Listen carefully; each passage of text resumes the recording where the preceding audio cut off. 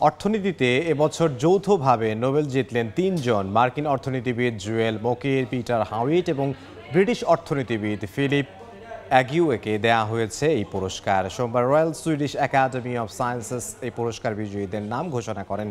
প্রযুক্তিগত অগ্রগতির মাধ্যমে টেকসই প্রবৃদ্ধির পূর্বশর্ত চিহ্নিত করার জন্য জুয়েল মোকারকে এই স্বীকৃতি দেয়া হলো। অন্যদিকে ১৯৯২ সালে প্রকাশিত একটি যৌথ গবেষণাপত্রে পিটার হাউইট এবং ফিলিপে অ্যাগিও একটি গাণিতিক মডেল তৈরি করেছিলেন, যেখানে দেখানো হয় কিভাবে কোম্পানিগুলো উন্নত উৎপাদন প্রক্রিয়া ও নতুন উচ্চমানের পণ্যে বিনিয়োগ করে থাকে। এই কাজের স্বীকৃতি হিসেবে তাদের মর্যাদাপূর্ণ নোবেল পুরস্কার দেয়া হলো। Royal Swedish academy of sciences ১৯০১ সাল থেকে প্রতি বছর নোবেল পুরস্কার দিয়ে থাকে।